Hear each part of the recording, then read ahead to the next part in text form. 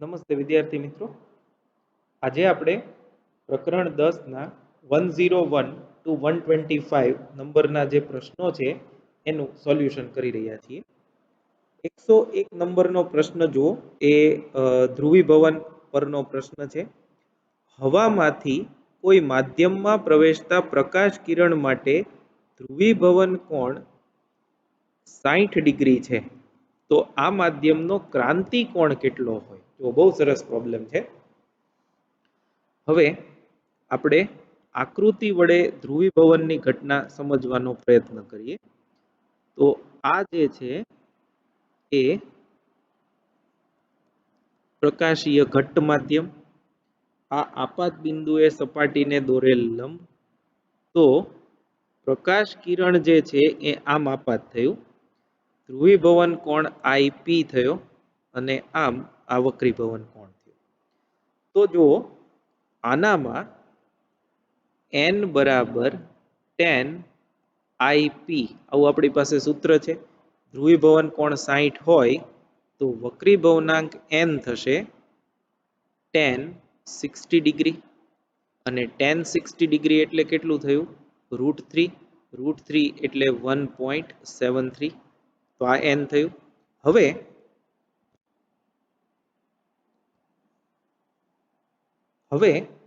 આ જે છે આમાંથી જ્યારે કિરણ આમ દાખલ થાય ત્યારે આ ક્રાંતિકોણ કેટલો હોય? તો આ વક્રીભવનાંક પરથી ખબર પડે. તો હવે વક્રીભવનાંક આપણને મળી ગયો આના પરથી. તો ક્રાંતિકોણ sin c બરાબર 1/n પરથી sin c બરાબર 1/n કેટલું? 1.73. આ આપણને મળશે 0.5780, અને એના પરથી જો આપણે c મેળવીએ તો એ આવશે 35.2 ડિગ્રી, 35.2 ડિગ્રી, એટલે બી જવાબ. એટલે પહેલા tan IP પરથી n ગોતવાનો અને sin c equal to 1/n પરથી આપણે c મેળવવાનો. એટલે ઇન્ટર રિલેટેડ નો સરસ એક્ઝામ્પલ છે. આવા ઇમ્પોર્ટન્ટ બોર્ડમાં ગુજસેટમાં આવા પૂછાય. પછી આ અગેન થિયોરેટિકલ છે. બ્રુસ્ટરનો નિયમ એ તમને ખબર છે, n બરાબર tan થીટા p થાય. માલસનો નિયમ એ I બરાબર I0 cos સ્ક્વેર થીટા થાય. મધ્યસ્થ અધિકતમની પહોળાઈ 2 lambda d by capital D, અને ટેલિસ્કોપની વિભેદન શક્તિ કેપિટલ D upon 1.22 લેમ્બડા. એટલે બી વિકલ્પ જે છે એ એનો જવાબ આવશે. દગ અક્ષ જે છે એ ખાસ નામ ઉપરથી નહીં જતા એટલે જ આ ખાસ પ્રશ્ન મૂક્યો છે અહીંયા. દગ અક્ષ જે છે એ દિશા છે, એ અક્ષ નથી. એટલે અક્ષ નહીં આવે વિકલ્પમાં, ખાસ યાદ રાખજો. દગ અક્ષ એવી દિશા છે કે જેમાંથી વિદ્યુતના તરંગો જે છે ફક્ત પસાર થઈ શકે, ઈ સદિશો પસાર થઈ શકે એ દિશા. 104 જુઓ, 600 નેનોમીટર તરંગ લંબાઈના પ્રકાશ માટે યંગના પ્રયોગમાં 50 સેન્ટીમીટર દૂર મળતી શલાકાની પહોળાઈ આપી છે. તો જો 500 નેનોમીટરનો પ્રકાશ વાપરવામાં આવે તો આટલા જ અંતરે મળતી શલાકાની પહોળાઈ કેટલી થશે? તો આગળ પણ આપણે આવા પ્રશ્ન જોઈ ગયા છીએ. 104, શલાકાની પહોળાઈ બીટા બરાબર લેમ્બડા ડી બાય ડી પરથી બીટા ચલે છે લેમ્બડા, કેમ કે એનો એ જ પ્રયોગ છે એટલે ડી અને સ્મોલ ડી સરખા રહેશે, ફક્ત લેમ્બડા બદલીએ છીએ. તો ધેરફોર બીટા 1 બાય બીટા 2 બરાબર લેમ્બડા 1 બાય લેમ્બડા 2. તો બીટા 1 0.048, બીટા 2 મેળવવાનું છે. બીટા 1 માટેની લેમ્બડા 600 નેનોમીટર અને બીટા 2 માટેની લેમ્બડા 500 નેનોમીટર, 500. એટલે આ કેન્સલ. તો આના ઉપરથી બીટા 2 જે છે એ તમે મેળવો તો એ આવશે 5/6 into 0.048, એટલે 0.04 સેન્ટીમીટર. બરાબર છે. 0.04 સેન્ટીમીટર એનો જવાબ આવે. ટૂંકમાં તમારે બી ચલે છે લેમડા એટલું યાદ રાખવાનું છે. 105 નંબરનો પ્રશ્ન જો એના પછી બે સ્લીટ વચ્ચેનું અંતર 1 મિલીમીટર છે. જો આ બંને સ્લીટને 650 નેનોમીટર તરંગ લંબાઈના પ્રકાશથી પ્રકાશિત કરવામાં આવે તો 1 મીટર દૂર રાખેલા પડદા પર વ્યતિકરણ ભાત જોવા મળે છે. તો કેન્દ્રની એક બાજુએ આવેલી ત્રીજી અપ્રકાશિત અને પાંચમી પ્રકાશિત શલાકાઓ વચ્ચેનું અંતર મિલીમીટરમાં ખાલી જગ્યા થાય. તો જો આ ઇમ્પોર્ટન્ટ અને હમણાં આપણે કરી ગયા એના જેવો જ છે. હું તમને સમજાવું અહીંયા આગળ જુઓ. આ S1 ઉદ્ગમ, આ S2 ઉદ્ગમ અને એની સામે અહીં પડદો છે. એની સામે અહીં પડદો છે. તો આ એનું મધ્ય બિંદુ થયું. તો અહીંયા તમને મધ્યસ્થ પ્રકાશિત મળશે. મધ્યસ્થ પ્રકાશિત પછી અહીંયા પહેલી અપ્રકાશિત મળે, પછી પહેલી પ્રકાશિત, બીજી અપ્રકાશિત, બીજી પ્રકાશિત, એમ અહીંયા આગળ ધારો કે પાંચમી પ્રકાશિત મળી અને અહીંયા આગળ ધારો કે અહીંયા આગળ આપણને ત્રીજી અપ્રકાશિત મળી. એક જ તરફ જવું છે, કેન્દ્રની એક બાજુ, એટલે આપણે આ બાજુ જ લઈએ છીએ. તો આ અંતર કેટલું થયું? x3. આ અંતર કેટલું થયું? x5 પાંચમા માટે. તો એ બંને વચ્ચેનું અંતર એટલે આટલું અંતર. આ બંને વચ્ચેનું અંતર જે છે એ આટલું થાય. તો એ કેટલું થાય? x5 minus x3. x5 minus x3. તો પડદાની એક તરફ એટલે મધ્યસ્થની એક તરફ પાંચમી અને ત્રીજી વચ્ચેનું અંતર કેટલું? x5 minus x3. તો આપણે હવે એની ગણતરી કરીએ. 105 પાંચમી પ્રકાશિત માટે x5d by capital D બરાબર 5 લેમ્બડા અને ત્રીજી અપ્રકાશિત માટે x3 small d by capital D બરાબર એ આવશે 2 into 3 minus 1 લેમ્બડા by 2. એ કેટલું થશે? 5 લેમ્બડા by 2. તો એ બેનો ડિફરન્સ લઈએ. therefore x5d by capital D minus x3d by capital D બરાબર 5 લેમ્બડા minus 5 લેમ્બડા by 2. કેટલું થશે? 5 lambda by 2. therefore x5 minus x3 બરાબર 5 lambda by 2 into d by d common આવે એટલે capital D by small d. તો 5 into lambda 650 nanometre 6.5 10 raised to minus 7 metre into capital D 1 metre દૂર રાખેલો પડદો એટલે 1 ડિવાઇડેડ બાય બે sleet વચ્ચેનું અંતર 1 millimetre 10 raised to minus 3 metre. તો આ 1.625 મિલીમીટર આવશે. 1.625 મિલીમીટર એટલે 1.63 જે વિકલ્પો આપ્યા છે એમાંનો સાચો વિકલ્પ થશે. એટલે આ પણ ઇમ્પોર્ટન્ટ છે નીટ માટે, જેડબલઈ માટે, બંને માટે. પડદાની એક જ તરફ છે એટલે હમણાં આપણે એક એવો દાખલો જોયો હતો કે પડદાની બે બાજુ હોય. ગયા વખતે જ આપણે એવો જોયો હતો કે એવા દાખલામાં આપણે બે બાજુની શલાકા લેવાની હોય તો ત્યાં સરવાળો થશે. ત્યારબાદ 106 નંબરનો પ્રશ્ન જુઓ. યંગના પ્રયોગમાં બે સ્લીટ વચ્ચેનું અંતર 2 મિલીમીટર. બંને સ્લીટને 1200 નેનોમીટર અને 1000 નેનોમીટર તરંગ લંબાઈના મિશ્રણવાળા પ્રકાશથી પ્રકાશિત કરવામાં આવે છે. સ્લીટથી 2 મીટર દૂર રહેલા પડદાના મધ્ય કેન્દ્રથી કેટલા લઘુત્તમ અંતરે પહેલા પ્રકાશની અને બીજા પ્રકાશની વ્યતિકરણ ભાત સંપાત થશે? તો જો ફરીથી આપણે આવો નવો દાખલો મેં તમને કીધું તો એમ દરેક 25 માર્કના સેક્શનમાં 25 ક્વેશ્ચનના સેક્શનમાં એક આપણે આવો દાખલો મૂકીએ છીએ કેમ કે આવો વારંવાર પૂછાય છે. તો 106 આપણી પાસેનું સૂત્ર છે n1 લેમ્બડા 1 બરાબર n2 લેમ્બડા 2 પરથી n1 બાય n2 બરાબર લેમ્બડા 1 બાય લેમ્બડા 2 બરાબર લેમ્બડા 1 1200 છેદમાં લેમ્બડા 2 1000 એટલે આ 12 ના છેદમાં 10 થયું એટલે 6 બાય 5 થયું 12 ના છેદમાં 10 સોરી લેમ્બડા 2 બાય લેમ્બડા 1 અહીંયા લેમ્બડા 2 બાય લેમ્બડા 1 એટલે અહીંયા આવશે 1000 અને અહીંયા આવશે 1200 એટલે આ આવ્યું 10 ના છેદમાં 12 એટલે 5 ના છેદમાં 6 આવ્યું.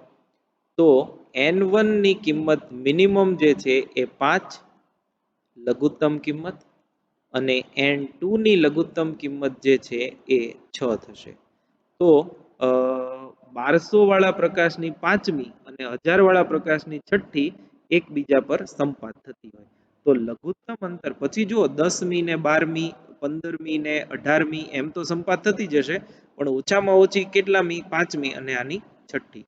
તો x5 d બાય d બરાબર n1 લેમ્બડા 1 પરથી x5 ગોતવાનું છે તો n1 lambda 1 d upon small d તો 5 ઇન્ટુ લેમ્બડા 1 1200 એટલે 1.2 ઇન્ટુ 10⁻⁻6 મીટરમાં ફેરવીએ તો ઇન્ટુ 2 મીટર દૂર પડદો છે 2 ડિવાઇડેડ બાય સ્લિટનું અંતર 2 ઇન્ટુ 10⁻⁻3 2 મિલીમીટર છે એટલે એના પરથી જો આપણે x મેળવીએ તો એ આવશે 6 ઇન્ટુ 10⁻⁻3 મીટર એટલે કે 6 મિલીમીટર.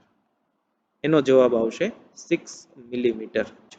એટલે આપણે હમણાં કર્યો તો આગળ એના જેવો દાખલો છે એનું ઓલમોસ્ટ એનું રિપીટેશન છે. 107 નંબરનો પ્રશ્ન 0.55 મિલીમીટર પહોળાઈની સ્લિટ પર 550 તરંગ લંબાઈનો પ્રકાશ આપાત કરતા પડદા પર પ્રથમ ગૌણ અધિકતમ રચાતું હોય તો વિવર્તન કોણ કેટલો? તો અગેન આપણે જે આની આગળના પ્રશ્નોમાં કરેલું છે એની જેમ જ અધિકતમો માટે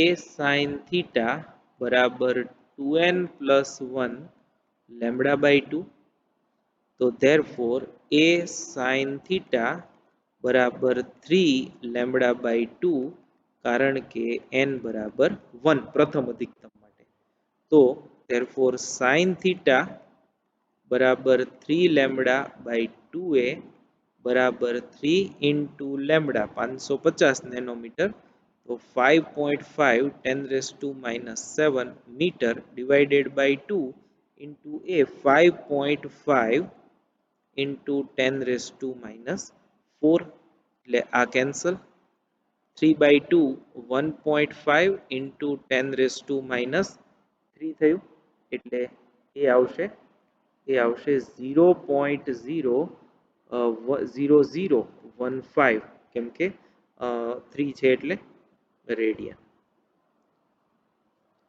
કેમ કે નાના ખૂણા માટે આપણે આગળ પણ એકવાર જોઈ ગયા છીએ નાના ખૂણા માટે sin theta nearly equal to theta એટલે 0.0015 રેડિયન એ આનો જવાબ આવશે. 108 0.012 મિલીમીટર પહોળાઈની સ્લિટ પર એકરંગી પ્રકાશ આપાત કરતા પ્રથમ ક્રમની પ્રકાશિત શલાકા એટલે સેમ અનુવાદ થયું 5.2 ડિગ્રી જેટલા કોણીય સ્થાન પર મળે તો આપાત પ્રકાશની તરંગ લંબાઈ ગણો. તો એ આના જેવો દાખલો છે 108 a sin થીટા બરાબર 3 લેમ્બડા બાય 2 therefore લેમ્બડા બરાબર 2a sin theta divided by 3 બરાબર 2 into a કેટલું છે 0.012 એટલે 1.2 into 10 raised to minus આ 3 અને 2 પોઈન્ટ શિફ્ટ કરો -5 ડિવાઇડેડ બાય 3. તો આની જો આપણે ગણતરી કરીએ તો એ આવે છે સોરી સાઇન થીટા બાકી રહી ગયું ઇન્ટુ સાઇન થીટા થીટા કેટલું આપ્યું છે 5.2 ડિગ્રી અને સાઇન 5.2 ડિગ્રી તમને અહીંયા આપી દીધું છે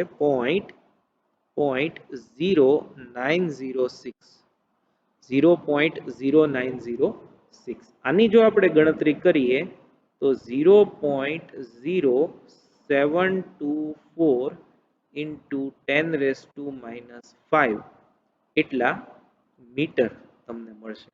આને જો આપણે નેનોમીટરમાં કન્વર્ટ કરીએ તો એ 724 નેનોમીટર થયું.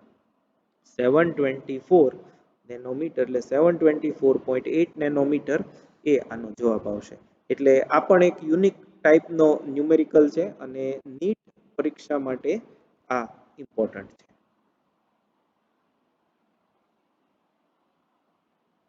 ત્યારબાદ 109 નંબરનો પ્રશ્ન જુઓ. એક સ્લિટ વડે મળતી વિવર્તન ભાતમાં પ્રથમ અને છઠ્ઠા ન્યૂનતમો વચ્ચેનું અંતર 5 મિલીમીટર છે. પ્રથમ ન્યૂનતમ અને છઠ્ઠા ન્યૂનતમ વચ્ચેનું અંતર 5 મિલીમીટર. જો સ્લિટ ને પડદા વચ્ચેનું અંતર 5 મીટર ને તરંગ લંબાઈ 500 નેનોમીટર હોય તો સ્લિટની પહોળાઈ કેટલી? તો હવે આપણે એનું ડાયરેક્ટ કેલ્ક્યુલેશન કરીએ 109 માં. પ્રથમ ન્યૂનતમ માટે હવે આપણે સીધું સૂત્ર લખીએ x1 a upon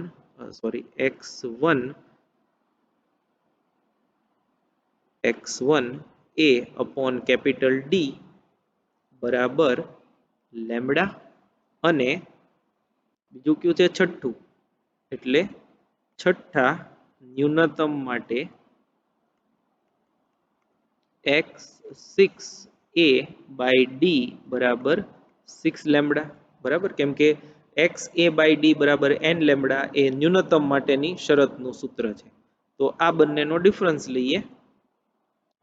ડિફરન્સ લઈએ x6a by d minus x1 a divided by d બરાબર 6 લેમ્બડા માઇનસ લેમ્બડા બરાબર 5 લેમ્બડા. તો આના પરથી x6 minus x5 બરાબર 5 lambda into capital D by a બરાબર 5 ઇન્ટુ લેમ્બડા એ તમને આપ્યું છે 500 nanometre 5 into 10 raise to minus 7 into D 5 metre divided by a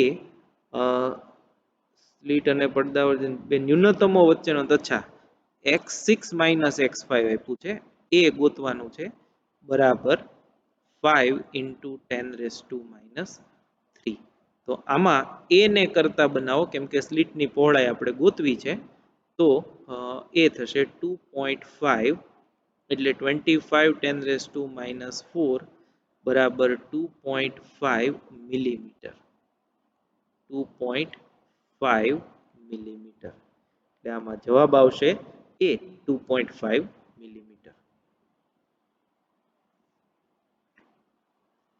પછી 110 નંબરનો પ્રશ્ન 110 એ પણ ઈઝી છે.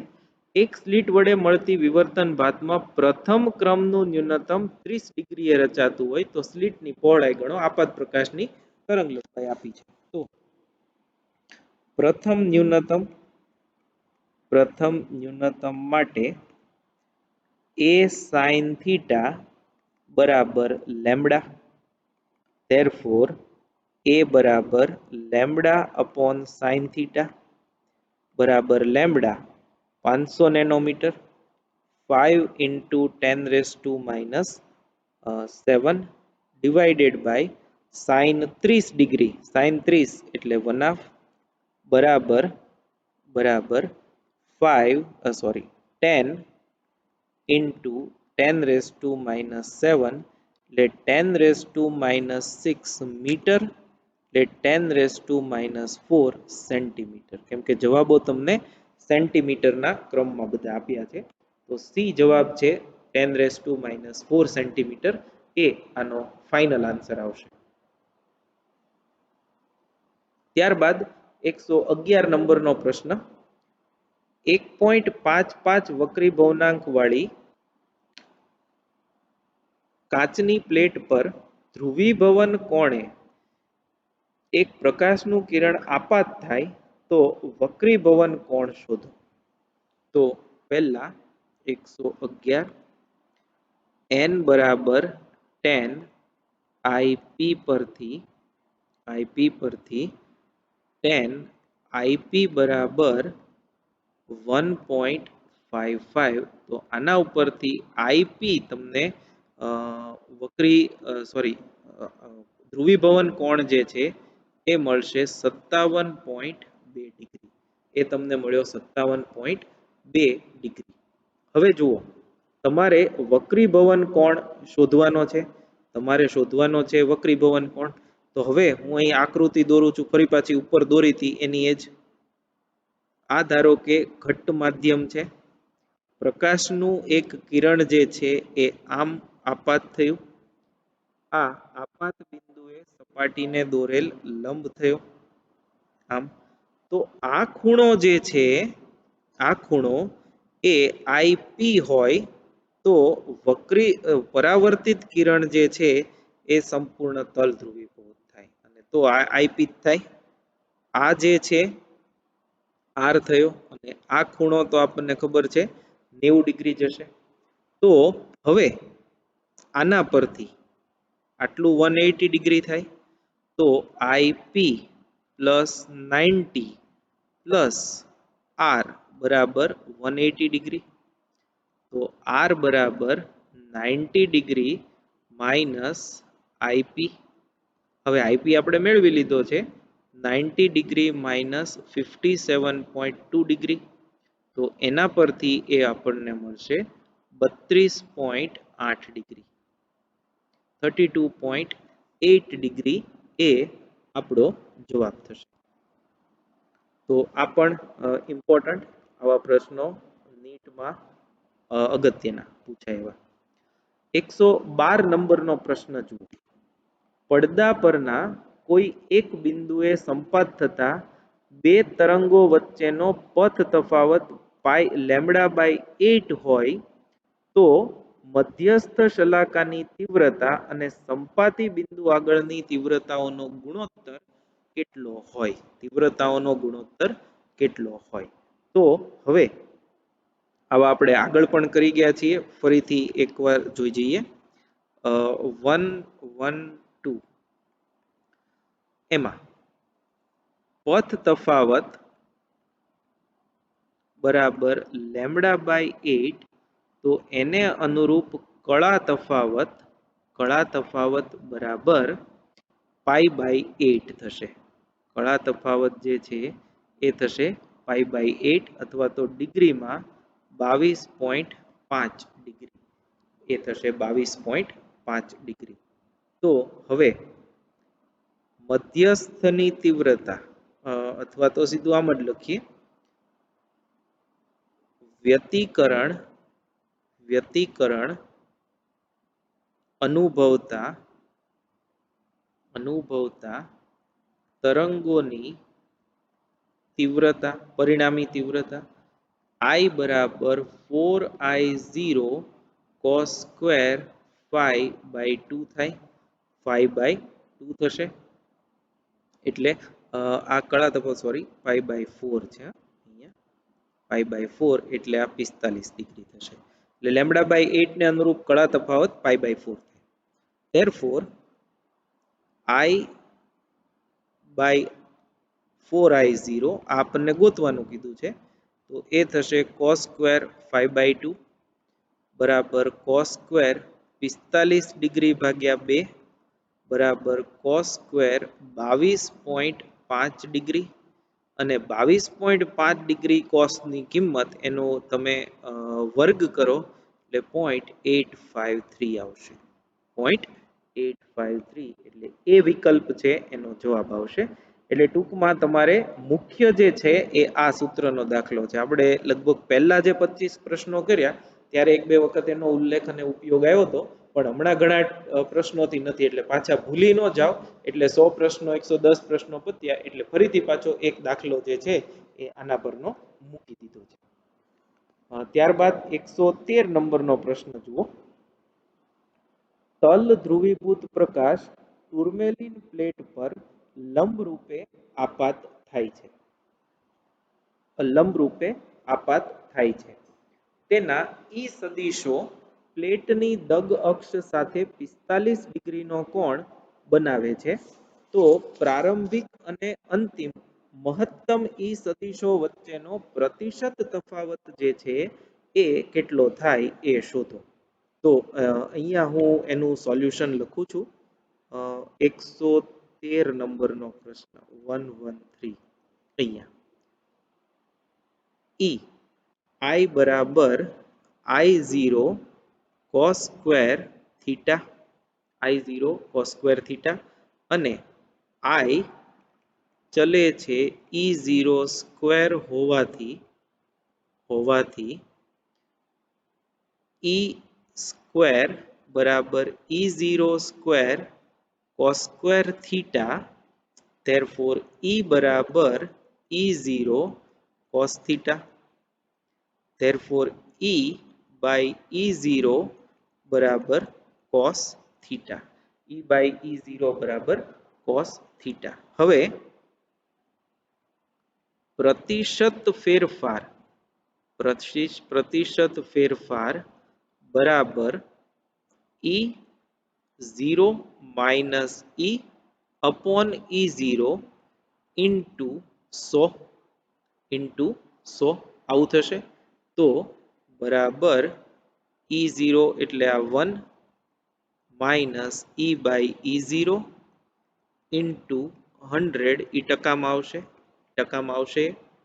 તો ઈ સદિશો 45 ડિગ્રીનો કોણ બનાવે છે. એટલે આપણે અહીંયા આગળ E બાય E0 બરાબર cos 45 ડિગ્રી, એ કેટલું થશે 1 બાય √2. તો એ 1 માઇનસ 1 બાય √2 ઇન્ટુ 100%. આની જો આપણે ગણતરી કરીએ તો એ 29% આવશે. એની ગણતરી આપણે કરીએ તો એ 29% એ વિકલ્પ છે એનો જવાબ આવશે. એટલે આ પણ અગત્યનો દાખલો ઇમ્પોર્ટન્ટ છે. ઈ સદિશોનો પ્રતિશત ફેરફાર અથવા તો આંશિક ફેરફાર પૂછે તો 0.29 આવશે, પ્રતિશત ફેરફાર પૂછે તો આ રીતે આવશે. પછી 114મો પ્રશ્ન. અગેન જો આ ઘણા ટાઈમથી પાછો આપણે ઘણા MCQ પછી આવ્યો, આવો પણ મેં તમને કીધું હતું એમ આપણે સમયાંતરે આવા પ્રશ્નો જે છે એ મૂકીએ છીએ. 114 ઉદ્ગમોની તીવ્રતાનો ગુણોત્તર I1 બાય I2 બરાબર 121/9. તો આના પરથી A1 બાય A2 જે છે એ 11/3 થાય.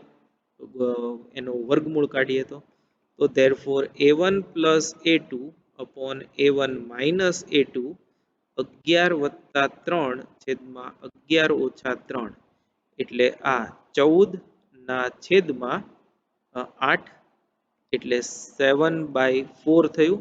એનો વર્ગ કરો એટલે I max by I mean બરાબર A1 plus A2 એનો વર્ગ છેદમાં A1 minus A2 એનો વર્ગ બરાબર 7 નો વર્ગ 49 અને 4 નો વર્ગ 16. 49/16 એ એનો જવાબ. હવે આની વધારે ચર્ચા આપણે નથી કરતા, આવું ઘણી બધી વાર કરી ચૂક્યા છીએ એટલા માટે.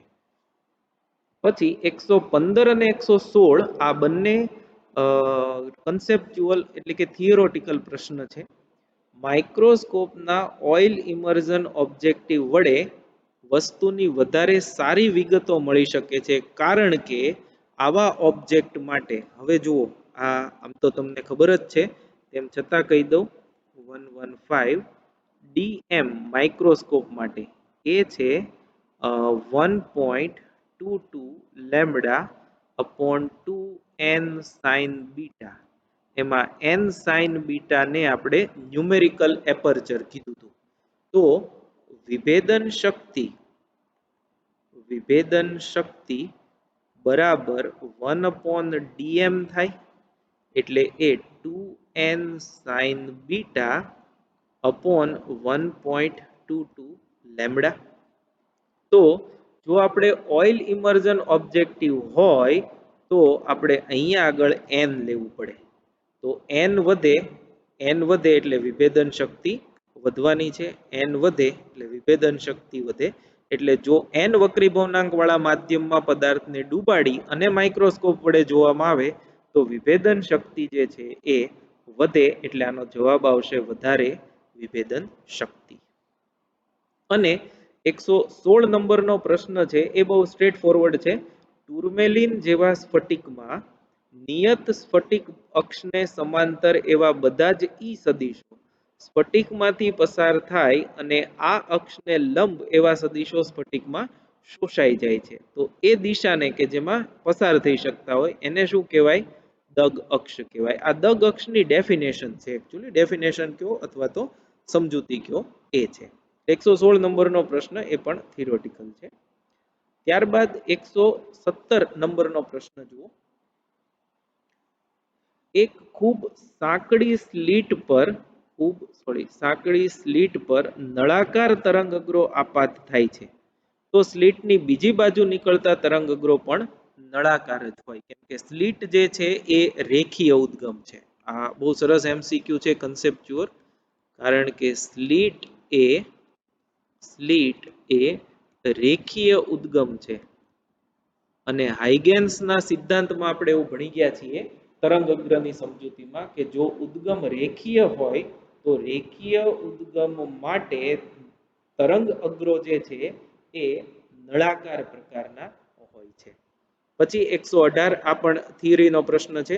હાઇગેન્સના સિદ્ધાંત અનુસાર તરંગઅગ્ર પરના તમામ બિંદુઓ સ્વયં સ્વતંત્ર એવા ગૌણ ઉદ્ગમ તરીકે વર્તે છે. એટલે તમે બધા વિકલ્પો વાંચો તો થોડાક બિંદુઓ ગૌણ ઉદ્ગમ, થોડાક બિંદુ મુક્ત, બધા બિંદુઓ ગૌણ, બધા બિંદુઓ મુખ્ય ઉદ્ગમ તો છે જ તે, પણ એ મુખ્ય ઉદ્ગમ ગૌણ ઉદ્ગમની જેમ બાકીના બધા બિંદુઓ વર્તે. સી જે છે એ એનો જવાબ આવશે. પછી જુઓ, આ પણ એક સરસ MCQ છે. 119 બાજુની આકૃતિમાં AO એ આપાત કિરણ છે. ગ્લાસના સ્લેબનો વક્રીભવનાંક 1.54 છે, એટલે આનો વક્રીભવનાંક n 1.54 છે. પરાવર્તિત કિરણ OB ના માર્ગમાં એક પોલરાઇઝર યોગ્ય રીતે ગોઠવ્યો છે. તો પોલરાઇઝરને યોગ્ય ભ્રમણ આપતા તેમાંથી બહાર આવતા પ્રકાશની તીવ્રતા. હવે આપણે એનાલાઇઝર તરીકે જો આનો ઉપયોગ કરીએ તો જો તીવ્રતા છે અચળ રહેતી હોય અને ઘટતી હોય તો આ જે છે એ અધ્રુવીભૂત પ્રકાશ હોય. જો તીવ્રતા શૂન્ય રહેતી હોય તો અલગ દિશામાં ધ્રુવીભૂત પ્રકાશ હોય. પણ તીવ્રતા વધે, ક્રમશઃ ઘટીને શૂન્ય થાય, પાછી વધે, પાછી ઘટીને શૂન્ય થાય એક ભ્રમણ દરમિયાન, તો એ તલ ધ્રુવીભૂત પ્રકાશ હોય. એટલે આ પ્રકાશની સ્થિતિ આપણે જાણવી છે. તો એના માટે આપણે આપાત બિંદુએ સપાટીને દોરેલો લંબ જો લઈએ તો આમ થાય, આમ થાય. આ 33 ડિગ્રી છે. તો હવે બાકીનો આ જે ખૂણો વધ્યો એ ખૂણો 57 ડિગ્રીનો થાય, 57 ડિગ્રીનો થાય.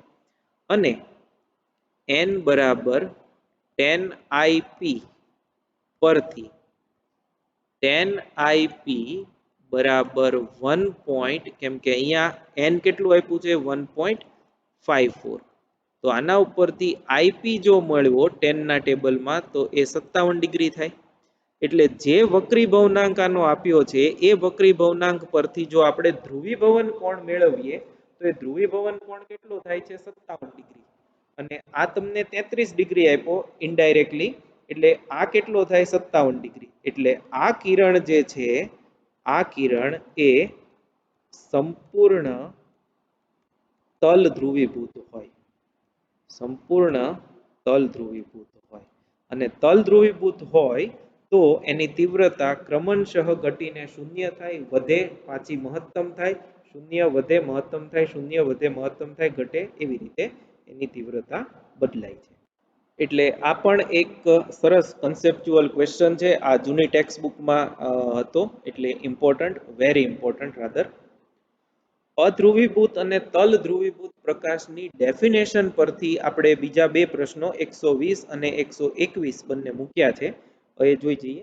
અધ્રુવીભૂત પ્રકાશમાં પ્રકાશના પ્રસરણની દિશાને લંબ એવા સમતલમાં બધી જ દિશામાં ઈ સદિશોના દોલનો થાય છે અને 121માં તલ ધ્રુવીભૂતમાં બધા જ ઈ સદિશો પરસ્પર સમાંતર હોય અને પ્રસરણની દિશાને સમાવતા સમતલમાં દોલનો કરતા હોય છે.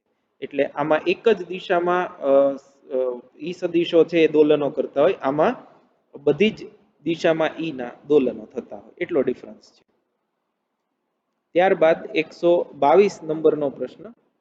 એક સ્લિટથી થતા ફ્રોનહોફર વિવર્તનમાં દ્વિતીય અધિકતમનું મધ્યસ્થ અધિકતમથી કોણીય અંતર 0.015 રેડિયન છે.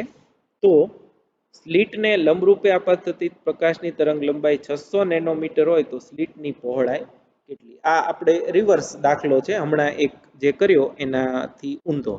122. તો દ્વિતીય અધિકતમ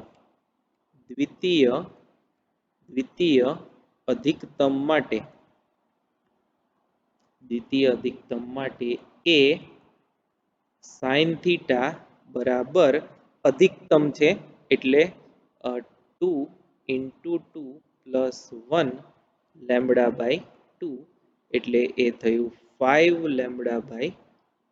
therefore આપણે તો સ્લિટની પહોળાઈ એ મેળવવી છે, તો એ થશે 5 લેમ્બડા બાય 2 સાઇન થીટા બરાબર 5 lambda 600 nanometre, 6 into 10⁻⁻7 metre divided by 2 into sine theta સીધું 0.015 રેડિયન છે, એને આપણે મૂકી શકીએ 0.015, કેમ કે નાના ખૂણા માટે sine theta nearly equal to theta થાય. આની જો આપણે બધી ગણતરી કરીએ તો એ 10⁻⁴ મીટર થાય, એટલે 10⁻², સેન્ટીમીટર એ એનો જવાબ આવ્યો. એટલે 10⁻² એટલે 0.01 સેન્ટીમીટર એ એનો જવાબ થયો. 123 એ પણ થિયોરેટિકલ પ્રશ્ન છે. યંગના બે સ્લિટના પ્રયોગમાં એક સ્લિટને બંધ કરવામાં આવે તો હવે એક જ સ્લિટ રહી અને એક સ્લિટ હોય તો તમને વિવર્તનની પેટર્ન મળે, તો તમને એક સ્લિટથી મળતી વિવર્તન ભાત જોવા મળે છે. બહુ સરસ પ્રશ્ન છે. એ વિવર્તન મૂળભૂત ઘટના છે. બે વિવર્તન ભેગા થઈ અને તમને વ્યતિકરણ તીવ્રતાની વહેંચણી રૂપે જોવા મળે છે. એની સાબિતી સ્વરૂપ છે એમ પણ લઈ શકાય. પછી 124 નંબરનો પ્રશ્ન જુઓ. અસમાન તીવ્રતાવાળા, બરાબર જોજો, અસમાન તીવ્રતાવાળા બે સુસંબંધ ઉદ્ગમોમાંથી ઉત્સર્જાયેલા તરંગો વ્યતિકરણ અનુભવે છે. તેમાં મહત્તમ અને ન્યૂનતમ તીવ્રતાનો ગુણોત્તર 16 હોય તો ઉદ્ગમની તીવ્રતાનો ગુણોત્તર કેટલો? તો અગેન આપણે સેમ આવો પ્રશ્ન પહેલા પણ કરી ચૂક્યા છીએ. ફરીથી એનો એ રિપીટ કરીએ. 124 આ અગત્યનો છે. આઈ મેક્સ અપોન આઈ મીન આ તમને આપી દીધું છે. એ આપણને આપ્યું છે 16, એટલે 16/1. આના પરથી a1 પ્લસ a2 અને a1 માઇનસ a2 એ આપણને મળશે 4/1. તો આના પરથી યોગ વિયોગ કરીએ તો a1 બાય a2 એ આપણને મળશે 5/3 અને એના પરથી i1 બાય i2 એ આપણને મળશે 25/9. એ આપણને મળશે 25/9. તો એ જે છે એ આ પ્રશ્નનો જવાબ. આપણે આવા ઘણા કરી ગયા એટલે હવે તમને એમાં ગ્રીપ આવી ગઈ હશે. 125 છેલ્લો. રિફ્રેક્ટિંગ પ્રકારના ટેલિસ્કોપનું કોણીય વિભેદન આપાત પ્રકાશની તરંગ લંબાઈના સમપ્રમાણમાં છે. કોણીય વિભેદન એટલે આપણે ભણી ગયા છીએ આલ્ફા બરાબર 1.22 લેમ્બડા અપોન ડી. જ્યાં ડી લેન્સનો વ્યાસ. તો આલ્ફા છે એ સ્વાભાવિક છે સમપ્રમાણમાં લેમ્બડા થશે. આલ્ફા જે છે એ લેમ્બડાના સમપ્રમાણમાં, એટલે આપાત પ્રકાશની તરંગ લંબાઈના સમપ્રમાણમાં રિફ્રેક્ટિંગ ટેલિસ્કોપનું કોણીય વિભેદન થશે. તો આ 1 થી 125 નંબરના 101 થી 125 નંબરના પ્રશ્નોનું સોલ્યુશન છે. Thank you very much.